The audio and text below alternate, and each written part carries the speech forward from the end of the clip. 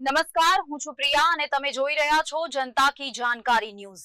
નજર કરીએ આજના સમાચાર ઉપર। સુરતના વનિતા વિશ્રામ ગ્રાઉન્ડ પર રોયલ મેળાનું સુંદર આયોજન કરવામાં આવ્યું છે, જેમાં જલપરી, નિયાગ્રા વોટરફોલ અને કાશ્મીર જેવી આકર્ષક થીમ્સ આકર્ષણનું કેન્દ્ર બન્યું છે। સાથે નાના બાળકોથી માંડીને મોટા સુધીની અવનવી રાઇડ્સની પણ મજા માણવા જેવી છે।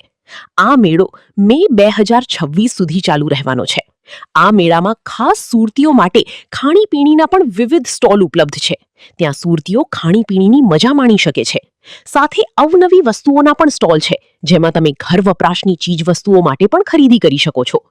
આ વખતે ઉનાળામાં સુરતમાં કાળઝાળ ગરમી પડી રહી છે, જેના કારણે આવી ગરમીમાં સુરતીઓને કાશ્મીરનો અહેસાસ થાય તેવા હેતુથી આ વખતના રોયલ મેળામાં સ્પેશિયલ કાશ્મીર થીમ બનાવવામાં આવી છે, જેમાં જે લોકો કાશ્મીર નથી જઈ શકતા અથવા ક્યારેય ગયા નથી તે લોકો અહીં જ કાશ્મીર જેવો અનુભવ કરી રહ્યા છે અને આવી કાળઝાળ ગરમીમાં તેઓને ઠંડકનો અહેસાસ થાય છે। અને જલપરીને જોવા માટે ખૂબ મોટી સંખ્યામાં સુરતીઓ ઉમટી પડે છે, કારણ કે આ વખતની થીમ કંઈક અલગ છે, જે આ મેળા માટે આકર્ષણનું કેન્દ્ર બન્યું છે। આમ આ મેળો પરિવાર અને મિત્રો સાથે મનોરંજન માટે એક સરસ સ્થળ છે, તો તમે લોકો પણ એકવાર મેળાની વિઝિટ અવશ્ય લેજો। नाम, आपका परिचय और कौन सी जगह पे ये आपका स्टॉल अभी लगा हुआ है फेस्टिवल? मैं टीएम झा माँ भवानी फूड प्रोडक्ट को यहाँ पे रिप्रेजेंट कर रहा हूँ। स्वादिष्टम ब्रांड से मरी मसाला का कामकाज है मेरा।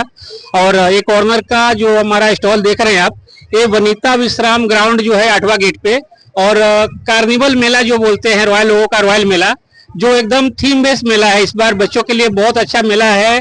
और यहाँ पे जो आप देखेंगे मिनी कश्मीर का थीम है, जलपरी का थीम है, नियाग्रा फॉल है, तो बच्चे बहुत एंजॉय कर रहे हैं। बहुत सारे राइड्स है और घर के लिए बहुत सारी उपयोगी चीजें हैं। तो हम लोगों ने पब्लिक कनेक्शन के हिसाब से बस यहाँ पे